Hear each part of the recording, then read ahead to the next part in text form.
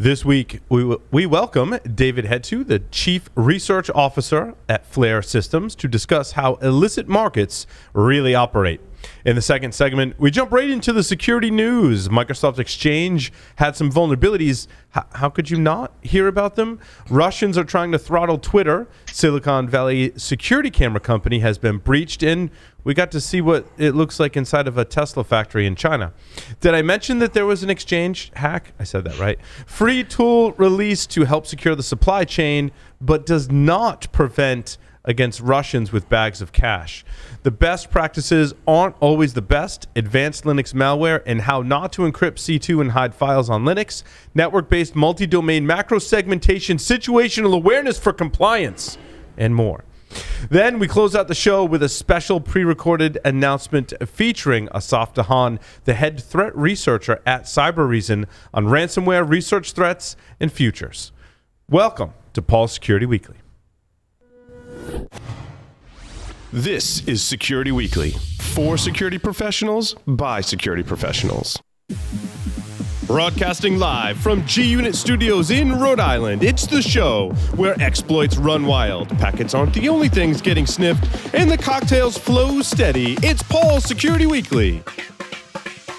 Keeping up with security issues across thousands of web assets without the right approach to web application security is a daunting task. Get ahead with web vulnerability scanning automation from NetSparker, a leader in dynamic and interactive application security testing, known for its ease of use and accurate results. Detect a wide range of vulnerabilities in all legacy and modern web applications, address security bugs at scale by automating the confirmation process, automatically prioritize vulnerabilities, and assign actionable tickets to the right developers in their native workflows for rapid remediation. For more information on how to scale application security with ease, visit securityweekly.com/NetSparker. And welcome to the show. But first, let me introduce you to a man who just bought some shoes from a drug dealer. He's not sure what they laced him with, but he's been tripping all day.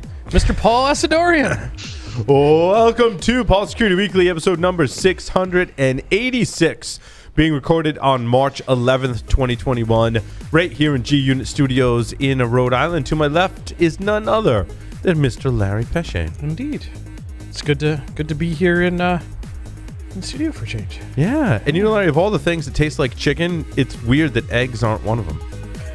This is true. This is true. On the lines remotely, Mr. Tyler Robinson is here with us. Tyler, welcome. You're killing it today, man. Killing it. Definitely here, not hacking people in Georgia. That's right, definitely not. And you laughed at the multi-domain macro segmentation situational awareness. That I will say, I did not make that up. That came from an actual security vendor press release. I swear. Stop. I won't name who, but it word for word. I added compliance at the end, but that's the only change I made. That's the worst thing I've heard all week. Mr. Lee Neely is here with us. Lee, welcome. Hey, I think I know exactly what you're talking about with the taste like chicken, but we're really kind of stretching it here today. It's going to be fun. Yes, absolutely. And we've got, macro domain, cross-functional, situational awareness, macro segmentation, compliance to talk about. Bingo. Wait, what was the one from last year? Best in... Oh, Ultimate K7 Ultimate Infinity Edition. Ninja sauce. World's best antivirus ninja sauce. There's just some... Wow. I do have a compliance story, and Jeff Mann isn't here. We're going to have to do our best without him.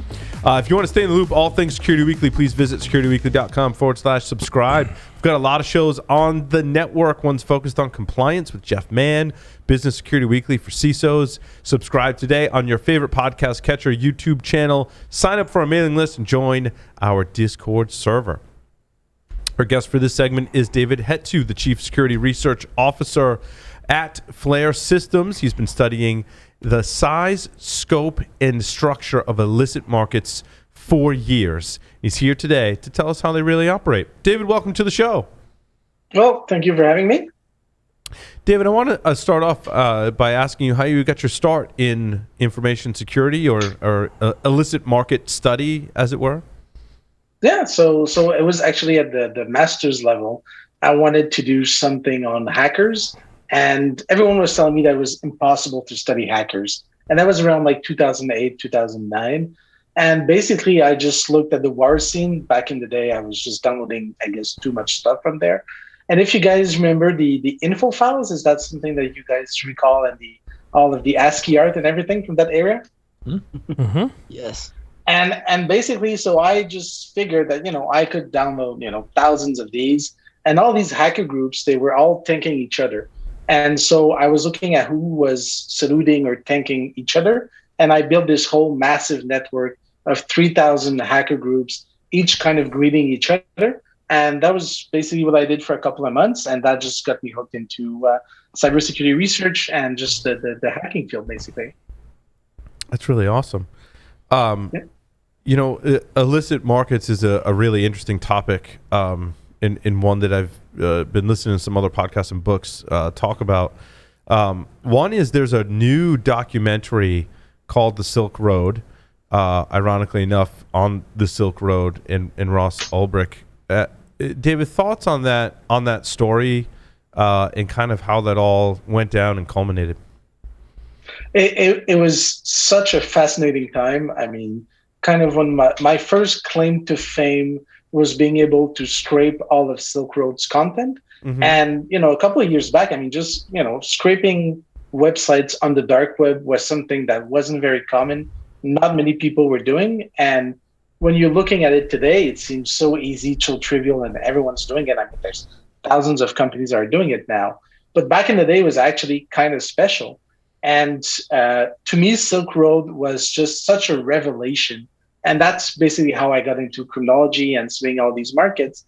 It's just the innovation that comes from hacking, that comes from all of these, online offenders who don't necessarily invent new technologies. I mean, Silk Road didn't invent anything, but they brought together, like Bitcoins, mm-hmm. and they had encryption, and they had the dark web and Tor. And just bringing everything together created something that was completely new and that really challenged kind of how society saw, illicit drug dealing and how we saw even online markets. Because up to that day, yes, there was some anonymity, but Silk Road really brought forward and made Bitcoin. So if you guys are paying $50,000 these days for Bitcoin, it's in great part because of Silk Road. Yeah, yeah. And just a quick fact even about Silk Road is, I posted a question on the forum somewhere saying, hey, I would like to scrape Silk Road. Can anyone help me? And apparently the guys from Silk Road who were running it saw that ad. And at the trial, it came out that they were talking about me, and they were seeing that there was this, university professor who was kind of looking into them. And they had all the chat logs that were saying, should we get rid of him? What did we do with him? And in the end, one guy came back and said, don't worry about this guy. I've dealt with him. We're never going to hear from him again. And that's online offenders for you. Lots of talk. But, fortunately for us researchers, very rarely any bodily harm or anything like that. Yeah. Well, that's good. I mean, there's always been speculation if, Ross was putting hits out on people. But there's also speculation about the investigation because the cops stole some Bitcoin. That was the whole story, right? Basically, the law enforcement stole Bitcoin.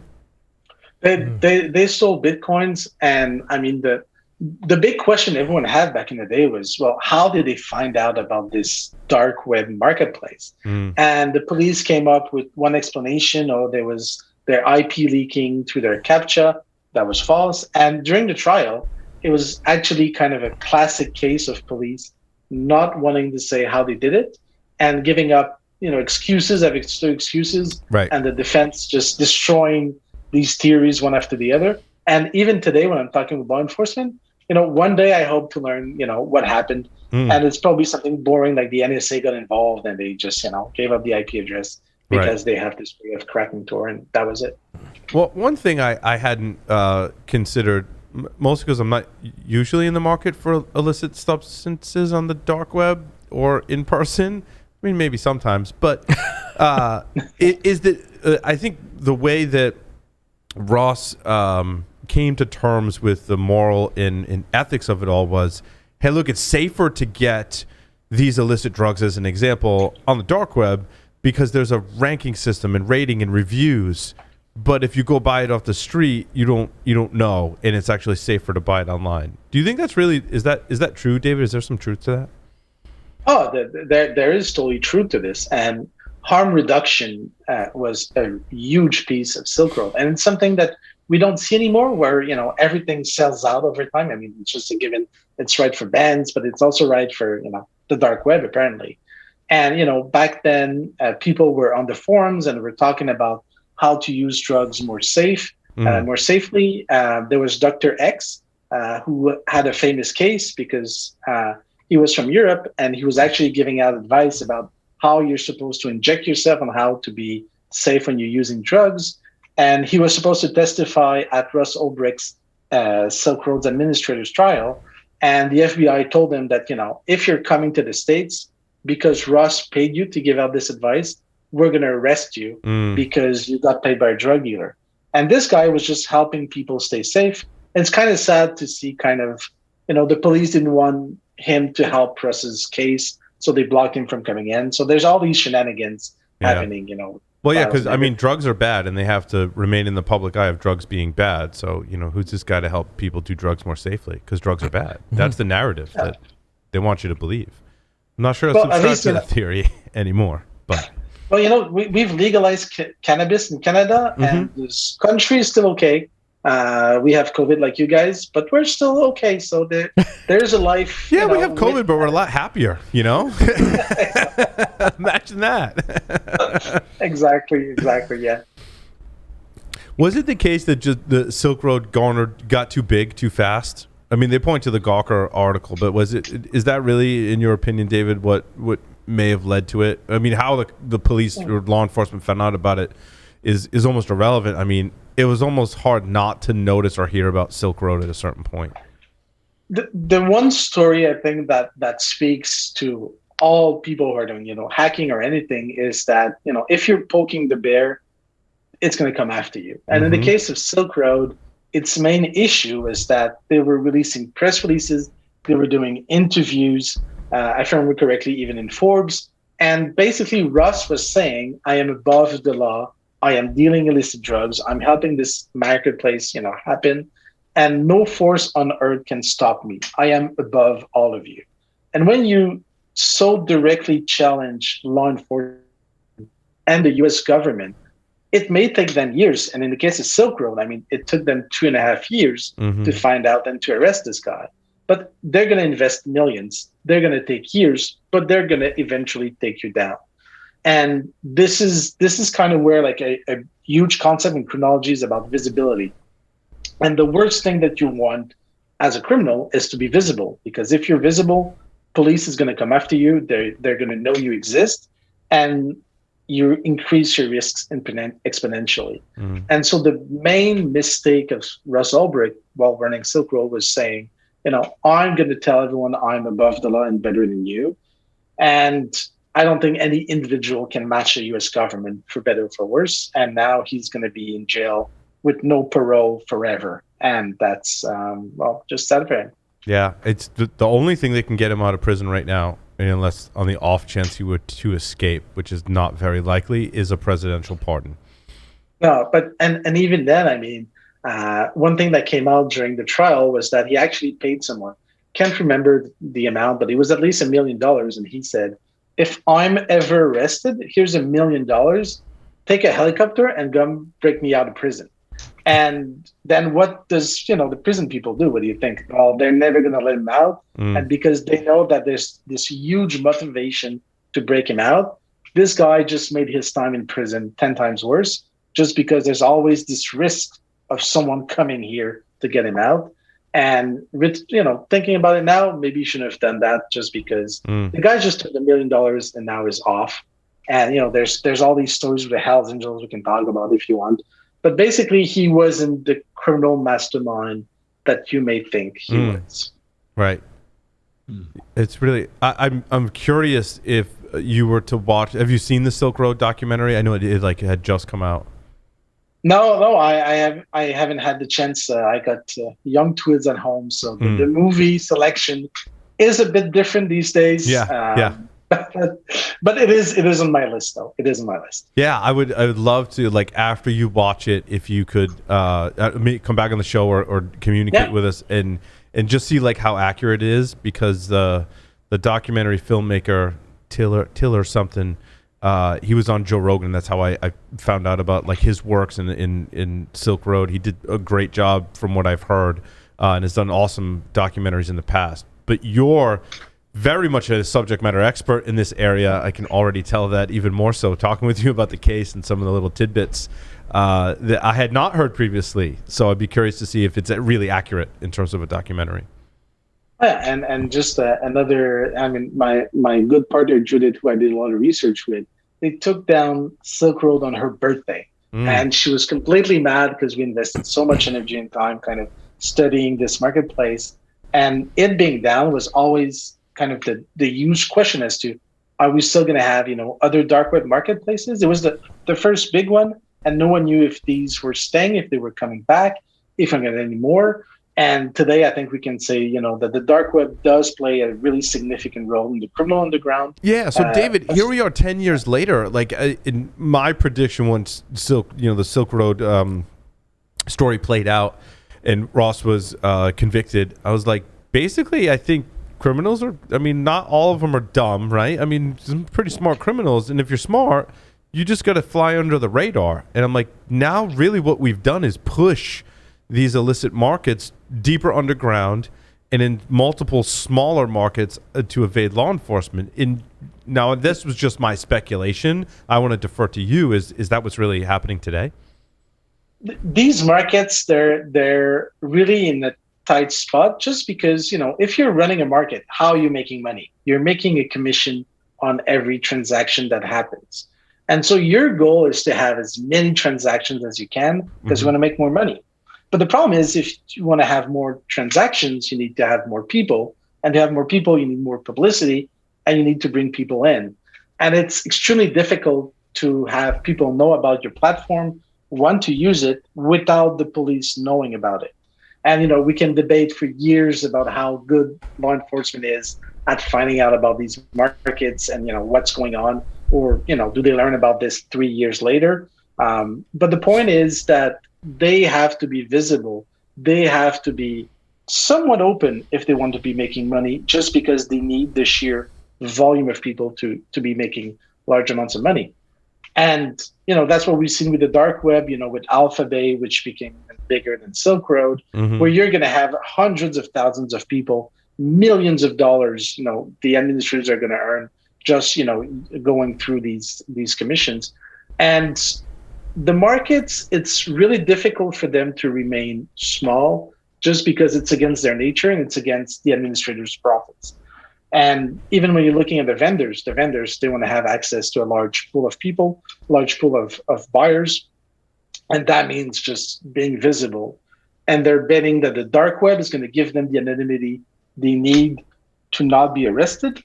And I have to say, it's not perfect, but it's proven them right more times than not over the past few years. Yeah, that's really interesting. Do you think law enforcement has one of the reasons was that they have moles inside of these operations in deciding what to take down? I know that dates back to, if you think about Max Butler, aka Max Vision, there's this in the book that was written about his story.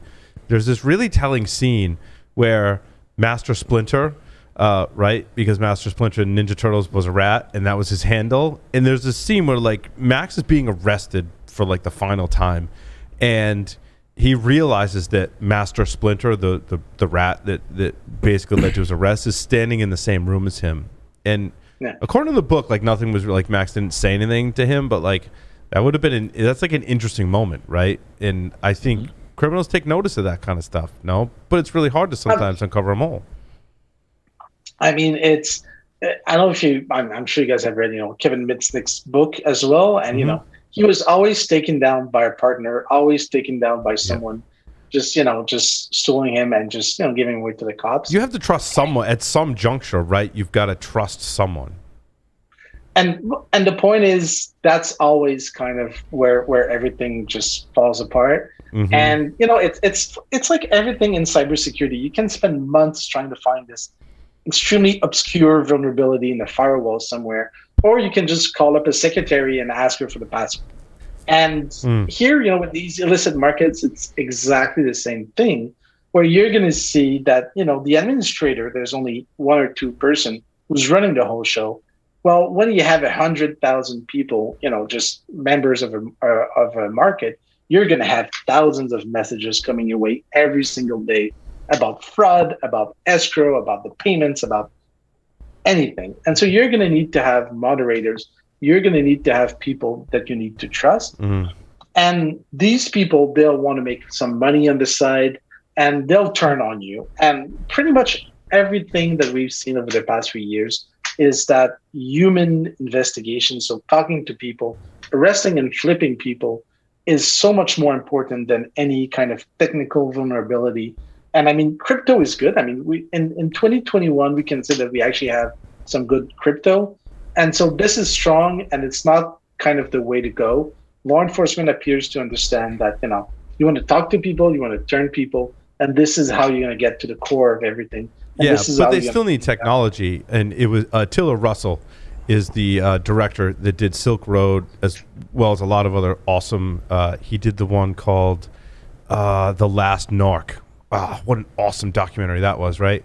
But he said, back in the day, DEA agents would be knocking down doors, arresting drug dealers. They'd be talking about what kind of guns you carry and what kind of guns am I carrying. Now they're like, how much RAM you got in your laptop? And I thought just that one comment was pretty telling as to how savvy law enforcement needs to be today. Oh, and to me, I mean, people are they share a lot of information online. I spend a lot of time on ICQ and Telegram these days, and it's incredible the number of either drug dealers or hackers or whatever. They're going to post pictures of themselves. They're going to have videos of themselves. It's pretty impressive how much information they're leaking just on these channels where they think that no one is really paying any attention to. And But secretly, the I think. cops- But David, I think secretly they want some attention. And what Taylor was saying is that he's interviewed a lot of criminal masterminds, as it were, and they want to share their story because they've done all this stuff and led this life largely underground. Like before they die, they want to be able to tell their story, and they want the world to know what an awesome criminal they were, right? Well, I was just telling one of my employees today about how flattery will get you so far in the criminal underground. And one of the things that we do is we just talk with with hackers, with fraudsters, with whomever, and we try to figure out what it is they're selling. Like, what method do they have to get into a bank? What method do they have to get this information? And just pinging them and saying, I really love what you've been doing. Like, how did you find this? This is so amazing. I've never seen anyone go this far into this network. How did you do it? And the people just using this small effort of flattery, it's surprising how much they're going to share, and it's surprising how much information you can get. And so people, I mean, they want everyone. I mean, when you're looking at criminology, I mean, it's very easy to cast malicious actors, offenders, as people who are different from you and me, but they're exactly the same as you and me. And you want to be a good drug dealer? Well, start by being a good used car salesman. And it's exactly the same thing. You're just selling something. And if you're a good salesman, you're going to be able to sell anything, basically.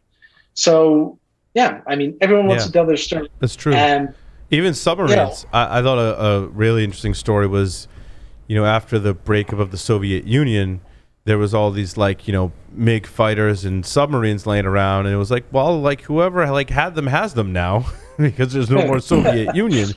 And there's a story in one of the drug cartels where they hooked up with one of the Russians, and they were buying a submarine for $20 million.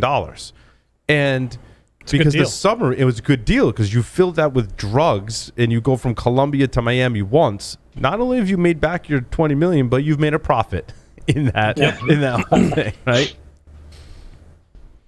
Oh, totally, yeah. And so I mean the illicit markets they've grown over time, on the dark web, there's this huge assumption that they've grown exponentially over the past year, but it's actually a lot of trouble. I don't know if you guys, spend that much time on the dark web and the Tor network, but browsing on the Tor network, buying stuff with cryptocurrencies, it's still not as easy as it could be, and it's still a huge break to making transactions. David, And so, how much of it is the illicit market selling to the general public versus criminals selling to each other, trading exploits, trading, tradecraft, malware, rootkits, credit card machine, readers, writers, all that kind of stuff? Yeah. So I mean, we actually did a study on this, and we showed that after they changed the laws in the United States for opioids, apparently you guys had a problem with opioids at some point, from what I heard. Oh man, it's I wouldn't call it a problem. No, it's a long story, man. Like I've read some books and listened to some folks that have really shed a light on a lot. There's a lot of shady stuff that, like basically there was never a war on drugs. There was basically people wanted to make some money and grow some power. That's theories I'm subscribing to now. But like when they finally did something to make opioids harder to prescribe and harder to get, well, what did people do? Well, they actually apparently turned to the dark web and to these platforms that were supplying these opioids. And one of the things that we were looking at is all of the different types of drugs being sold. And at some point, we saw this huge spike in the amount of transactions going to opioids versus other types of drugs. And that was kind of weird. And then you open a newspaper and you realize that, in the States, all of a sudden, you can just get, or re-up your subscription, your prescription for opioids. You actually have to prove that you need them. And this is where we see this huge spike. And so, if as everything, we publish in a medical journal, so it's more a correlation than when you're explaining something. But it's always interesting to see that, when people can't get their opioids from their pharmacy, well, actually the dark web appears to be one of the places that they're going to. And so it is a place that is drawing even normal people to get, whatever they need, because that's where they can get their supply from. So it's more of that than criminals doing transactions between themselves. It's higher likelihood that the illicit trade is more for, like you said, people to get opioids or something like that. From everything we've seen. So one study that we did a few years back I wanted to talk to people who are doing carding on the dark web. So people who are stealing and using, stolen credit cards. And you would not believe the amount of trouble we went through to get 60 of these guys on the dark web. And everyone we talked to said, we're not on the dark web, we're in the internet, we're on Telegram, we're on ICQ, and we don't need to have this kind of level of anonymity that the dark web provides. And in many cases, from what I've seen, is that the dark web is interesting. But, in terms of hackers and fraudsters, there's a huge contingent of them that are going to be on the regular internet and not on the dark web, just because of the overhead of using the dark web still today. Yeah, it's really interesting. There's a lot of ways to hide that doesn't necessarily require the dark web, right? Yeah, exactly. I mean, we did recently a study on proxies, and I mean, you can buy these proxies, you can chain them if you want to, you can chain, dark web and proxies. And at the end of the day, do you really need all this stuff? With the level of enforcement we've seen from law enforcement, I'm not sure that you do, actually. Unless you garner enough attention. Yeah, well, and once again, I think Russ Ulbricht, for better or for worse, really made the case for openly challenging the U.S. government is an extremely bad idea. Bad idea. And when you think you're bigger than the U.S. government, maybe you think you are, but there's trillions of dollars and thousands of law enforcement agents, and as you mentioned, I mean, there was a lot of corruption in that case. All these units competing against each other, even hurting each other's case. And that's something that we see commonly even today. Pretty interesting field of study, basically. So thinking about some of the studies that you've done, have you looked at where using some of the underground markets and that type of stuff are more popular? Are they more popular and more widely used in some countries other than as opposed to others? So for drugs, it's been incredible how the dark web has completely taken over illicit drug dealing in Russia, and more and more into the ex-Soviet countries. And this is a whole field that barely anyone has touched. But these guys, you go on the dark web, you order your drugs, and a guy comes and rings at your door within 20 minutes. And they're advertising mules. It's pretty incredible what they've done. And the Russian dark web for illicit drugs is perhaps 4 times as big as the rest of the world's illicit drug dealing on the dark web. Other than that, I mean, we're seeing a lot of course, carding and hacking. But it's always difficult to say like what's going on in the dark web, because so much of it is also on the internet. You know, you're looking at the big markets. You know, there was a lot of conversation about, for example, exploit.in that was apparently hacked recently. Well, you can access it through the internet or through the dark web, and so many marketplaces are hosted on both that at some point, what is in the dark web, what is not, is kind of a difficult line to see. And it reminds me when I was first studying, cybercrime. And at some point it became like, when are you online and when are you not? Like, how many hours do you spend online? Well, it's just 24 hours a day because everyone's always connected basically these days. David, have you ever looked at what goods and or services are being traded on the dark web or in any kind of illicit market? It sounds like it could be mostly drugs that have been deemed illegal in various states and countries. But obviously, I mean, it runs the gamut. Like maybe someone just wants a little bit of weed, or maybe someone wants a gun or child, trafficking, or I mean, it gets really, really dark really fast. But have you studied like what percentages might? Yeah.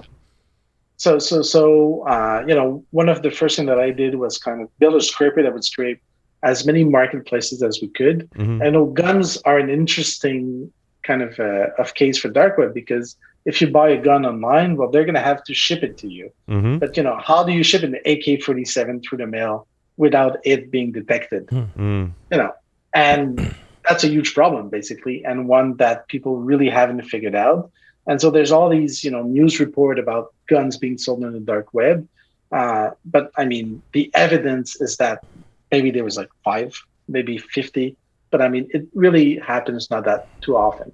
So what people mostly I was just going to say, if I were challenged with how I get an AK-47 through the mail, I would take it apart in as many pieces as possible and put it in different packages. Just saying. Not giving anyone ideas out there, right? But we're hackers, and that's immediately where our minds go. but this is where, okay, so get into that person's, you're going to get 5, 6 packages. Yep. You need to rip that up. You need to hide the pieces into it. You need to get the stamps. You need to drive to the post office. I mean, this is such a hassle. How much profit are you making off that gun? $100, $200? Are you going to spend 8 hours making packages for $100? I would not. So all these things, these practicalities come into place, and they show how these online markets, when we're talking about physical goods, they're always grounded into the physical world, and it's always going to be a huge challenge. And, when Silk Road was around, I did a lot of interviews and talking with people, and they said, what happens if the dark web just replaces all illicit drugs? Well, that would mean that 1 out of 2 package at the post office would have illicit drugs in it. Wow. And at that point, I mean, you're just going to open up all the packages and seize this stuff. So it can scale, but only to a point where it's not too common that police can easily just seize the stuff. So you have, when you're looking at these dark web markets, it's a lot of illicit drugs. But when you're looking at illicit markets in general, it's credit cards, credentials are, I would say, the 2 main drivers of profits. They're the ones. I mean, how many credit cards are being sold every single year? I mean, it's just crazy, So, Lee, I was wondering. you were talking about, the technologies that's enabling the markets, and that, pretty much good old-fashioned analysis and data aggregation gets you finding them. So what is it that keeps them going? Is it volume? Is it, even though we can social engineer or snitch, there are just not enough of them to get in there? Or what? Why aren't they? I mean, you're aware of a lot of them. Why aren't they getting shut down? I think it's still, but I mean, it's building a case, which is extremely difficult. Then, as soon as you're talking about online crime, what you always hear from law enforcement is they always have the choice between going after pedophiles and child pornography and everything else. And when you're looking at every single country, all of their cybercrime units, they spend a lot of time, and I think rightly so, to prevent child pornography and abuse of children. And that really reduces the amounts of resources left to combat, cyber fraud, online illicit drugs, human trafficking and everything and money laundering. So there's few resources being invested into that field, and building a case is extremely difficult. And I mean, you guys know it. I mean, if you're hacking into something, I not only have to show that the computer in your house was doing the hacking, I have to prove that you were in front of that computer when the hacking was happening. And that becomes pretty difficult to do for law enforcement. And so it's a really tough job. There's thousands of markets out there, and they're selecting one here and there. But unless we change, I mean, cybercrime today has become so massive. And I mean, just look at, the recent exchange, hack. What do you do against this? It's so massive, so global, so international. And how do you react to this? Well, you're just going to look at child pornography and go after that because it's a much easier problem. There's a guy abusing children. You can just kind of simplify the equation, arrest this person. And at the end of the day, you're making extremely good, and it's perfectly doing this. The question is more, how are we investing in online versus traditional crime, where the police really haven't shifted yet? Is there enough influx of people with the right skills? I know priority kills everything. I mean, that's and you got to deal with the problems you can solve. But is there a skills gap too? But I'm seeing something that's the field is completely changing, at least in law enforcement.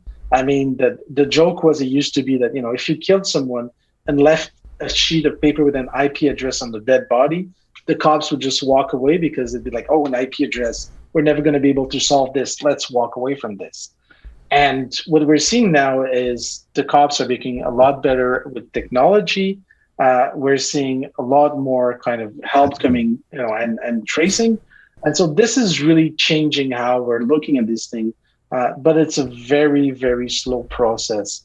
And, in my field in criminology, it's also something we're seeing is that, 1%, 2% of papers and presentation at conferences are about cybercrime.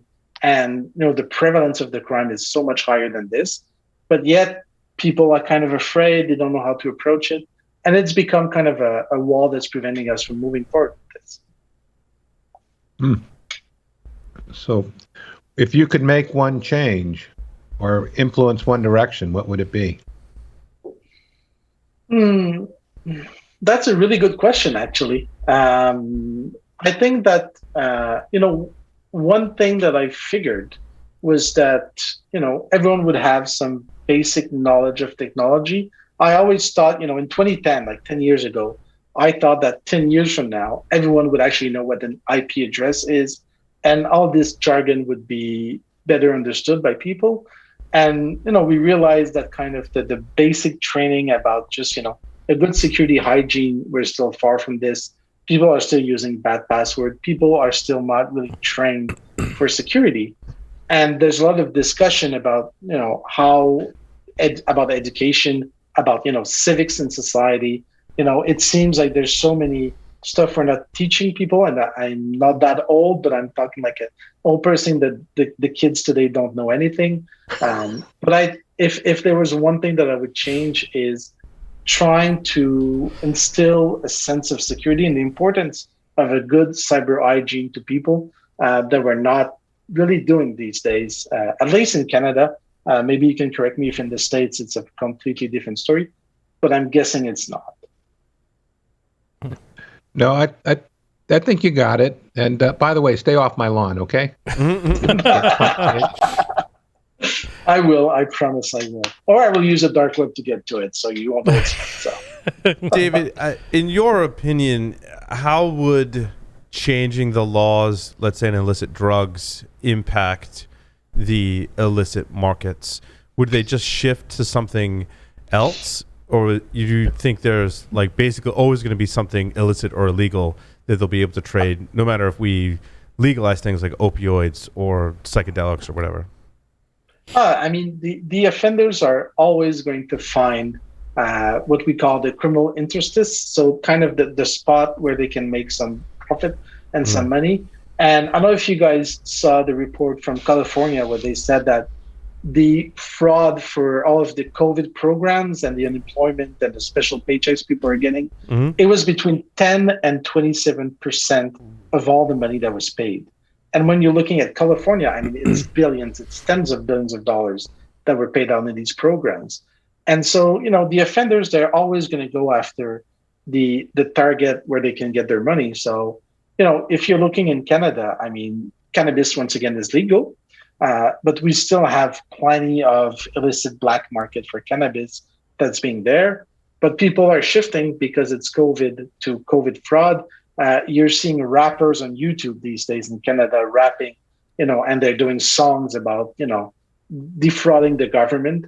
And they used to, you know, to rap about guns and drugs, but now it's about fraud and, you know, government. And in Canada, it's called the CERB program. But I mean, that's what people are doing. And so, I mean, the problem with drugs is an interesting one. I mean, we could go for hours about, you know, why are drugs illegal? Why is alcohol legal, but, you know, other drugs are not? We're not going to debate kind of the rights and wrong of that.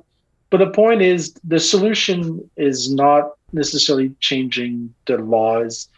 The solution is more about, you know, protecting ourselves, at least as we're talking about, you know, cybercrime, and making sure that we make it more difficult for people to get into our systems. Yeah, certainly. So there's getting always us focused on the right. Go ahead, Paul. There's always going to be illicit things to sell, right? Even like you said, even if drugs are legal, you know, they're regulated in some capacity, and to get around some of those limitations, I mean, you could probably see that with alcohol too, right? Certain states have different laws and levels of alcohol and things like that, and you know, that stuff is still sought after. I mean, there's been illicit markets for thousands of years. There's going to be markets for the next thousands of years, and it's good because it gives me a job. Yeah, and so that's something to research on. And I mean, you know, these go through phases, they go through trends as anything else. And you know, like the dark web in drugs was extremely popular, you know, 2011 till 2015, 2016. Ever since, it's been kind of flat, not all that exciting. People are moving to something else, and so do we. So yeah. And you know, I know you guys are big kind of B-Sides conference fans, and maybe if I can take this opportunity just to pimp out that actually, you know, I'm from Montreal, and we're actually launching a new B-Sides conference in Montreal this fall. And so this, you know, all this talk about illicit markets, that's one of the things that I want to bring to the B-Sides conference in Montreal, and make sure we can talk about how these markets are operating, how are people using them. And I think it's extremely interesting to understand the people, so you can better understand the tech that is happening. And this is, to me, kind of the one thing that we need to pay more attention into the cybersecurity world is the people, because if you shut down a botnet and you don't arrest the people behind it, they're just going to launch a new one next week. And so you really have to focus on the people. And that'll be a kind of one of the big features that we'll be looking at this year in September in Montreal. If you guys are interested, it would be cool to have you around. Sounds awesome. I got a question. Do you see a big convergence of the people that are leveraging the dark web with things like local street gangs, cartel mafiosos. Do you see a lot of that kind of convergence of these different groups commingling or being one and the same, or are they pretty much a completely separate criminal entity? No, we're actually not seeing that many connections. In the time of Silk Road, it was really interesting because at the trial, it came out that Russell Brick actually paid the Hells Angels, which is a biker gang in Canada and in many countries in the world. But he paid them millions of dollars to convince them to come and buy and sell drugs on Silk Road and on the dark web. And for these guys, they figured, we have our distribution channels, we have our dealers, we're making millions of dollars a year. Do we really need to go into this unproven, we don't know how risky setting? It's not all that appealing. It's not all that interesting. It's interesting for, you or me who are not dealing drugs. We don't have any I'm guessing we don't have any network. We don't know how we're supposed to do it. And the dark web becomes kind of an interesting venue for us because we don't need to have the same social connections to be dealing on a street corner or even, having a run and people calling us to deliver drugs. We can actually just all do it online. It's kind of the magic of the internet. We all don't have a submarine to fill with drugs to run from Colombia to Miami, right? Exactly. And so these gangs, I mean, they have their distribution channels, they have their networks and everything. So they don't need the dark web, and it doesn't really give them any edge that that could really help them. The internet is extremely useful if you want to get some stolen passwords or credit cards. That's for sure. But other than that, it's not all that useful to establish drug dealers. It's more for, like people like us who just surprisingly are, down on our luck and want to try this thing. And we just do. David, what do you think the next trend will be, given that there are a lot of technological advancements as well as social, geopolitical things that have changed to kind of help shape these illicit markets, right? Like you said, when the U.S. cracked down on opiates again, right, there was an uptick. We saw Bitcoin and cryptocurrencies and Tor also contribute to the creation of a lot of these illicit markets. What do you think the next thing will be? Yeah, so the one thing, it's kind of like, next year is going to be the year of the Linux desktop. Well, it's all these, it's happening. I'm told it's going to happen at some point. Next year's the year. And it's about decentralization. So, it already happened with the payments, with Bitcoin. Now everyone is pretty much moving to Monero because it's extremely hard, if not impossible, to try. But these markets, the next step is using all of these decentralized networks to host the market. So you actually cannot take them down. All these markets right now, they're still being hosted on a computer somewhere in the world, and you can actually just physically go in and then plug them from the wall, and the website is down. And so moving to these decentralized networks where it's actually impossible to take the markets down, that will be the next step. And these systems, they're not extremely easy to use. And, the Tor network really made it when they got the Tor browser that anyone could install and browse, the Tor network. That's when it happened. And I mean, when you're looking at I2P, when you're looking at other networks, just because they didn't have for the longest time these simple to use browser, that made the whole difference. Right. And so when it's easy to host a website, it can be on the Ethereum blockchain, it can be wherever you want. But once it's easy to host it in a place that you can't take it down, that's where things are going to get really interesting. And when law enforcement are going to wish that they were back in 2010, but they only had Silk Road to worry about. David, I've always theorized that if you could find a way to hide in the IPv6 address space, I mean, at the end of the day, you do have to give out an address, but you've got so many addresses that you could conceivably rotate that. If you could find a secure way to rotate that and a secure way to communicate that only to the right people, that could be a place for people to hide. And there's a lot of discussions about, for example, Facebook, is it too big? Do we need to have these global marketplaces with billions of people on them? And these places, they're just too visible and they're just making too much of a splash. And we're talking more about all these niche social networks, about Mastodon having your own private, kind of little social network, and you don't need to connect to any other one. And at some point, I'm guessing that offenders are going to realize that, yes, you can run this massive marketplace with 400,000 people on them, but maybe if you got this really niche marketplace with 500 or 1,000 people, maybe that's enough to make a few bucks, and you're not going to get the attention, and you're actually never going to get arrested and end up in a federal penitentiary with just no parole forever. And so all these decentralization going back, it's to the local. These are going to be really interesting kind of discussions and evolution in illicit markets we're going to see in the coming years.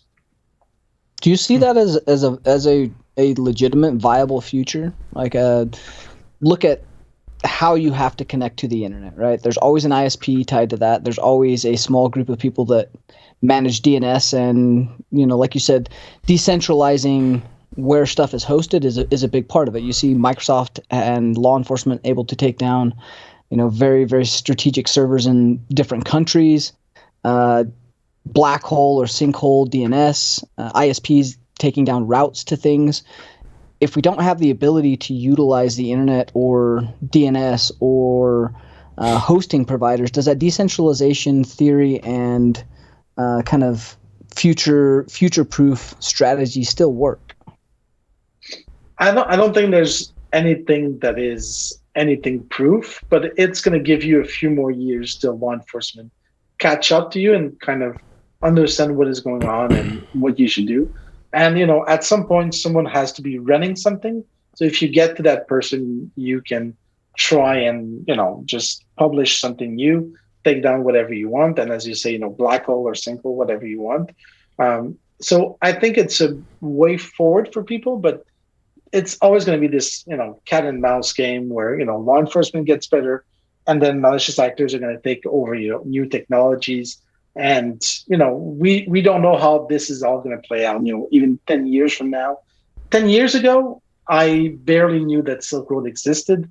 And now, we've been on the dark web and back from the dark web thinking it was a cool trip. Maybe it was all that, what people thought it would be. And we're back on the internet. And, I'm really anxious to see where we're going to be in 10 years. And I'm even more eager to see where we're going to be in 20 years from now. Just because, when looking at cryptocurrencies, I mean, when I first saw Bitcoin and it was 25 cents or a penny per Bitcoin, I can't believe I didn't buy more, but that's what everyone says at the same time. And, I don't know what's worse, not buying it or having it on a thumb drive that you can't find or you've encrypted it and can't remember the key. So, That's too smart. Sorry, Tyler, to rub salt in the wound.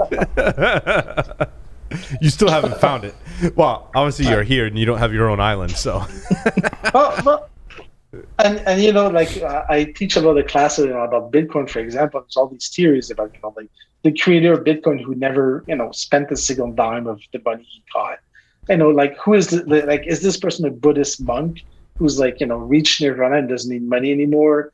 It's such a fascinating story, all of this, and that's one of the things that I think made these markets, cryptocurrency and everything so interesting is that the mystique era kind of aura around all of this is to me really interesting. So that means we should just go buy a whole bunch of NFTs and marble cards. Well, I don't know. Did you guys bet on the first ever tweet? Is that something you crowdsource some millions of dollars for? Wait, bet on the what? The what now? So no, you guys didn't hear about the story about how the first ever tweet by Jack Dorsey was auctioned off as an NFT? Oh God, no! I did not hear the story. Yeah, It was so ridiculous. I didn't say it. Yeah. So the last I heard, the bets were at about $2.5 million to get an NFT for the first ever tweet. So yeah, that tells you everything you know. What? Crazy. Yeah. David, are you ready to play 5 questions with Security Weekly? I've been dying to. Outstanding. We've changed it slightly, so here we go. 3 words to describe yourself. So someone who's optimistic, someone who's extremely lazy, but who's also very hacky. So I find ways to go over my laziness and get everything done faster than anyone, but just in a different way. That's a very verbose 3 words. If you were a serial killer, what would be your weapon of choice? I have to go with poison. I've always been amazed with all these poisons people come up to into movies. So would love to know more about this. If you wrote a book about yourself, what would the title be? These beautiful blue eyes. I love it. What is your favorite hacker movie, and why is it hackers? No. What is your favorite? What is your favorite hacker movie? Every girl I've ever met, I've always seen the movie Hackers with, and to me, it's still the best movie there is. And visually, I'll leave it at that. That's just all that needs to be said. Agreed. Choose 2 celebrities to be your parents. Alive, dead, fictional, or otherwise. Dead, fictional or otherwise. I was thinking about this, and I recently saw Mr. and Mrs. Smith. So, and I just thought, these people, they got everything going for them. So, nice. Angelina Jolie, Brad Pitt, let's go with them. There you go. Very popular answer. Bradgelina. David, David, thank you so much for appearing on Paul's Security Weekly. My pleasure. Thank you for having me, and we'll talk soon. Sounds good. Awesome. With that, we'll take a short break. Come back with the security news. Did you hear this was an exchange? Really? Is it? Really? We'll talk about it coming up next.